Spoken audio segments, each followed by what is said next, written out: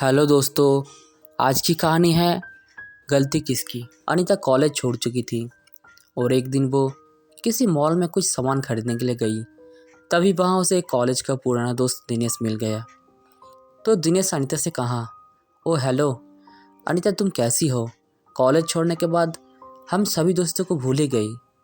तभी अनीता ने थोड़ा शर्माते हुए कहा कि नहीं दिनेश, दरअसल मैं किसी को भी नहीं भूली, बस बात है कि मुझे टाइम ही नहीं मिलता। तभी दिनेश ने अनीता को ऊपर से लेकर नीचे तक उसे घूर कर देखने लगा और अनीता को देखकर वो अपने मन ये सोच रहा था कि वाओ, कितनी सुंदर है अनीता, इसको तो नंबर लेना ही पड़ेगा। वैसे अनीता शुरू से ही बहुत ही भोली लड़की थी और ये बात दिनेश जानता था। और दिनेश कॉलेज टाइम से ही बहुत ही फ्रॉड लड़का था, लेकिन ये बात अनीता को बिल्कुल नहीं मालूम थी। तभी दिनेश ने अनीता से कहा कि अनीता चलो एक कप कॉफ़ी पीते हैं। तो अनीता ने मना किया, लेकिन दिनेश ने कहा कि यार पता नहीं फिर हम कब मिलेंगे, चलो ना यार। तब दिनेश उसका हाथ पकड़कर कॉफ़ी पिलाने ले गया और अनीता मना नहीं कर पाई।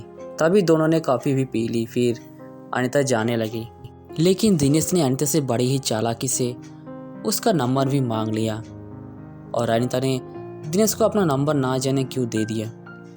तब अनीता ने कहा कि दिनेश अब मैं चलती हूँ, शायद मुझे बहुत देर हो गई है, घर पर सब मेरी राह देख रहे होंगे।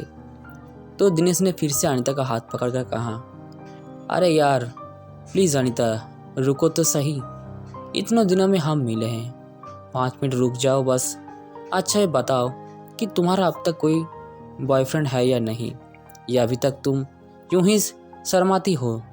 तो अनीता ने दिनेश से कहा कि नहीं दिनेश, मेरा कोई बॉयफ्रेंड नहीं है। तभी दिनेश ने चांस मारते हुए उससे कहा, अरे अनीता, तुम तो इतनी ज़्यादा खूबसूरत हो, फिर भी तुम्हें आज तक किसी ने भी प्रपोज क्यों नहीं किया? इस बात से अनीता थोड़ा उदास हो गई। इतने में ही दिनेश ने अनीता के कंधे पर हाथ रखते हुए कहा कि तुम चिंता मत करो अनीता, अब जल्द ही तुम्हारी ज़िंदगी में एक बॉयफ्रेंड आने वाला है और वो तुमसे बहुत ही ज़्यादा प्यार करेगा। और दिनेश ने अनीता के हाथ पर हाथ रख दिया। अनीता के अंदर कोई करंट सा ही लगा हो, लेकिन शायद वो दिनेश की आंखों में उसका फ्रॉडपना बिल्कुल भी नहीं देख पाई और वो दिनेश का हाथ अपने हाथ पर से भी नहीं हटा पाई। तभी दिनेश ने अनीता को उसके साथ एक सेल्फी लेने का कहा, लेकिन ना जाने अनीता उसको मना क्यों नहीं कर पा रही थी। शायद दिनेश उसके भोलेपन का फ़ायदा उठा रहा था। अब तो दिनेश ना जाने उसे व्हाट्सएप पर क्या क्या भेज रहा था। कभी उसे गुलाब का फूल भेज रहा था, तो कभी उसे हार्ट या किसिंग वाले मैसेज भेज रहा था। और अनीता कोई कहीं ना कहीं डर लग रहा था, लेकिन दिनेश ने उसको कहा कि अरे यार तुम तो कुछ भी नहीं, मेरे दोस्त की गर्लफ्रेंड तो रोज ही उसे किस देने बगीचे में जाती हैं और वो तो अपने घर वालों को तो कुछ भी नहीं समझती। इस बात से अनीता का हौसला बहुत ही ज़्यादा बढ़ गया। एक दिन अनीता के घर पर कोई भी नहीं था। इस बात का दिनेश को पता लग गया तो वो अचानक ही उसके घर पर आ गया। इस बात से अनीता बहुत ही डर गई, लेकिन वो तो ज़बरदस्ती ही अनीता के घर में बैठ गया और उसके यहाँ वहाँ हाथ लगाने लगा। और जब अनीता ने उसे रोकना चाहा तो दिनेश ने उसे आई लव यू कह दिया।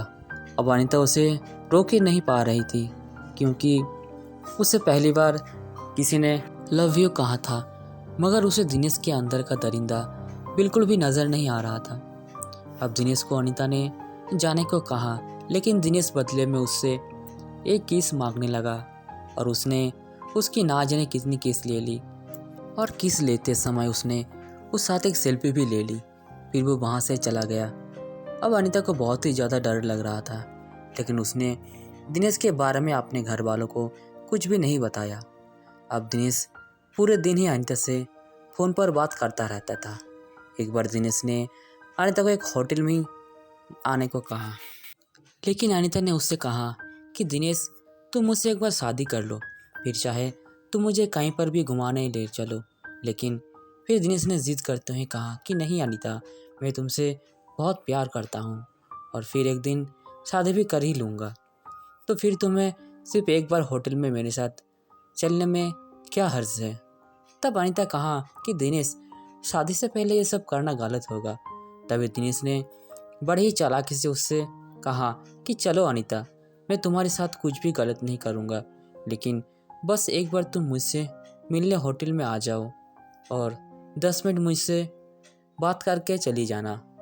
अब अनीता उसकी बहकी बातों में आ गई और उसने होटल में आने के लिए दिनेश को कह दिया। और तो और उसने अपने घर वालों को भी कुछ नहीं बताया और वो दिनेश के पास उस होटल में पहुंच गई। और जैसे अनीता वहां गई तो दिनेश ने उसे एक कोल्ड ड्रिंक्स में नशे की दवा मिलाकर पिला दी और अब धीरे धीरे उसे नशा होने लगा। तभी अचानक अनीता के सामने दिनेश का एक दोस्त भी आ गया और वो दोनों ही अनीता को देखकर मुस्कुरा रहे थे।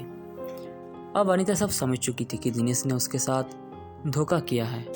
तो दोस्तों, अगर ये कहानी आपको अच्छी लगी है तो कमेंट्स में ज़रूर बताइए और चैनल पर पहली बार है तो सब्सक्राइब ज़रूर करें। धन्यवाद।